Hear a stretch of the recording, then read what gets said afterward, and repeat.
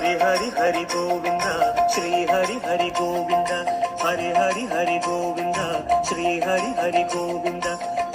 यत्नस्तबकः श्रीनिवासस्य महिषीं श्रेयसे तामुपास्महे यदर्थमेव विददे यत्नं भूयां समच्युतः। श्रीनिवासस्य महिषीं श्रेयसे तामुपास्महे यदर्थमेव विददे यत्नं भूयां समच्युतः।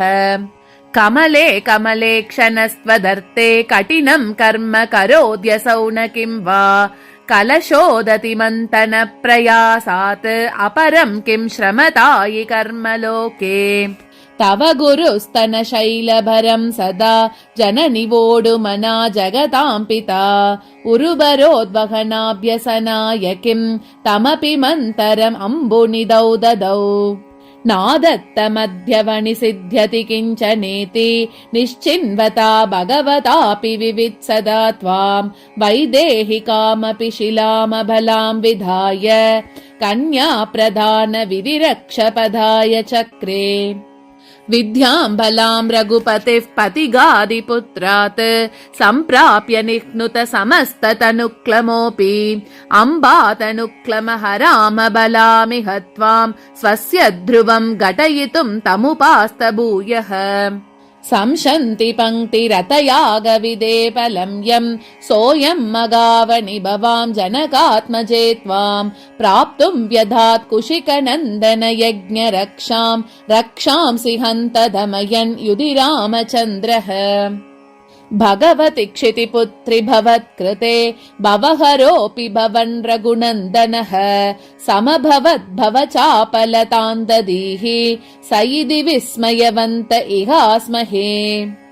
त्वद्भ्रूढस्य धनुषा विजितः सुमेषो रामस्तमेव नितरामभिराद्धुकामः तत्प्रीतये जनकनन्दिनि तद्विपक्ष कोदण्डभङ्गमुपहारमिवाजहार।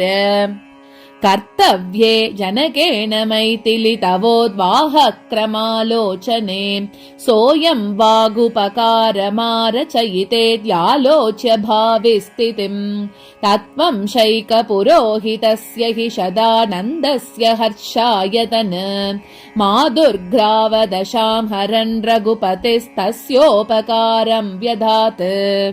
सुन्दस्त्रीदनुवोऽसुबाहुगुहनोपज्ञं तु यज्ञक्रिया प्रत्यूहं शमयन् प्रहृष्य घटकं शुश्रूषया कौशिकं दुर्दर्शं शशिकण्ठमण्डनमहादोर्दण्डकोदण्डमपि उर्वीनन्दिनि कण्ठयन्नुत वहत् त्वामम्भरामश्रमात्।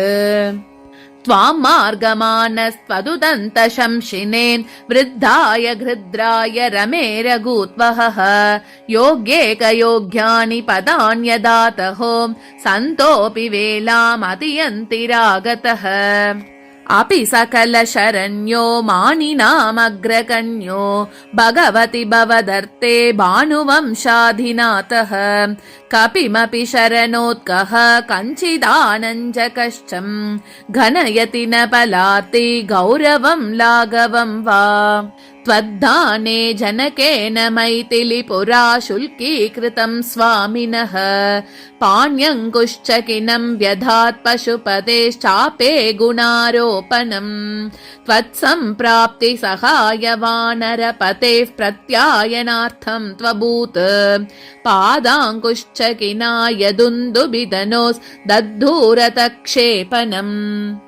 निशिचिरपतिमन्तं नेष्यता तत्गृहीतां पुनरवनिसुते त्वां प्राप्स्यता राघवेन तरणिजमभिराद्धुं तत्र कार्ये सहायं सपदि निरपराधः साधितो हन्तवाली।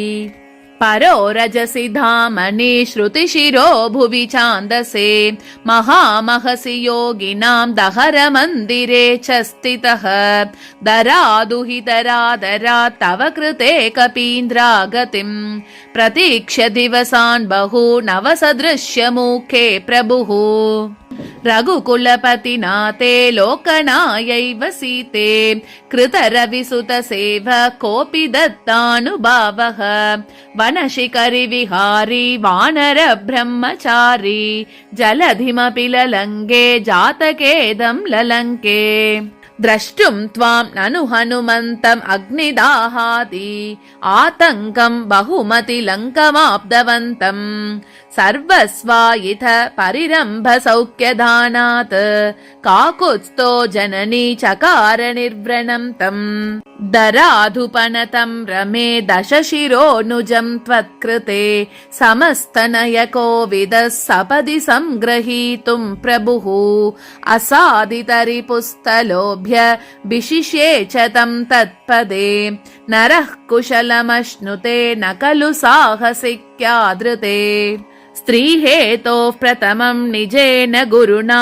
व्युत्पादितं जायसः साम्राज्यानुभवे भवेदनुज इत्येतत् विगीतक्रमम् सुग्रीवे च विभीषणे च भगवान् आम्रेडयामास तम् भूमेः पुत्री भवत्कृते पितृगुणः पुत्रे हि दत्ते पदम् देवि त्वदर्थे दयितं नदीनां सतां शरण्यः शरणं स गच्छन् कुशेशयाक्षोऽपि कुशेशयत्वं प्राबत्वधावास पदाशयेव प्रत्यानेतुमुपागताय भवतीमासन्नलङ्घोषिताम् वात्सल्यादिवते विभागचकितो वारां निधिस्त्वद्गुरुः काकुत्स्थाय चिराय मार्गमदिशत् कालाग्निने वामुना शोणाक्षेण रुषा शुशोषयिषितः सीतेषितैः सायकैः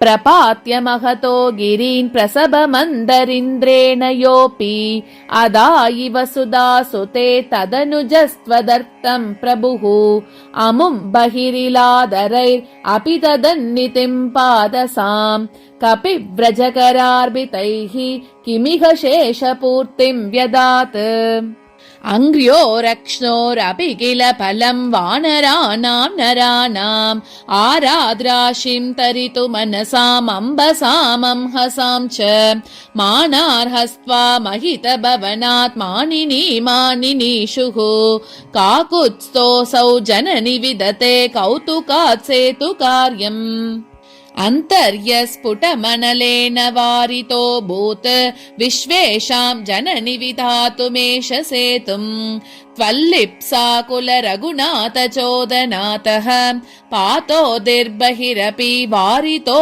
नलेन सेतुं देवि भवत्कृते रघुपतिः सृष्ट्वा जनांश्चापुनात् एतेषां सगरान् ववाय जनुषाम् एष स्वभावो ध्रुवम् स्वर्गादेव भगीरथः पितृकृते भर्गाश्चरोषा विलात् आनीतैरपुनीतलोकमखिलं गाङ्गैस्तरङ्गैः कृती प्रभोरलङ्कोपनिरोधमम्भ कृते पराधेऽपि करिष्यसीति लङ्कोपरोधं रघुवीरदासा हन्त त्वदर्थं हरयो वितेनुः प्रीतिं निनीशुः प्रियदेवतां त्वां समुद्रतीरे अभिचरन् स रामः महाहवं मैथिलीवर्धयिष्यन् अयोमुखेन व्युलुणात् पलाशान् त्वल्लिप्सयैव धर्मेषु आसक्तो विप्रयोगिवत् व्यसनी काञ्चन दान समृद्धिं भुवि वरदेवि प्रहस्त मनयति नः सदस्युदारेऽप्यधिकायमान महालये सत्यभितोरणाग्रे जयश्रिया हन्त बलाद्वृतोऽपि त्वय्येव विन्यस्तमनः सनातः विष्णु स्वयं त्वद्विरहास विष्णुः अपां सुलेहंसकुलावतंसः तपस्वरूपस्य कृतप्रभेदं निनिन्द भूनन्दिनि मेघनादम् उच्चैरावणपुष्टः कुम्भस्तव देवि कुम्भिनी तनये सद्यस्तनवैरीति क्रोधादेनं जगान रघुनाथः लोकव्रातालम्भकं कुम्भकर्णं लुम्पन्नम्भ त्वत्कृते रामचन्द्रः अर्थादेशत्वज्जनन्यादरन्या भूरिं भारं देवि दूरिचकार निर्णीय भूयस्थर पुण्यलभ्यं रामक्षमा पुत्रि समागमं ते नीत्वा हवं पुण्यजनाननेकान् अकारयत् स्वर्वनिता विवाहम् धर्मं हि पूर्वम् अवलम्ब्य कृते जनन्याः कालं निनाय कुतुकात् अधिकाननं यः देवि त्वदर्थमवलम्ब्य तमेव रामः कालं निनाय कुतुकात् अधिकाननं सः पापपञ्चक निरासहेतुना सेतुना तव कृते महीसुते एत्यपापदशकं विनाशयन् ईशिता चतुरतामदर्शयत् परमार्थयितुं हुताशनात् श्रियमिच्छेदिति साधु भाषितम् भवतीं श्रियमम्ब पावकात् जगृहे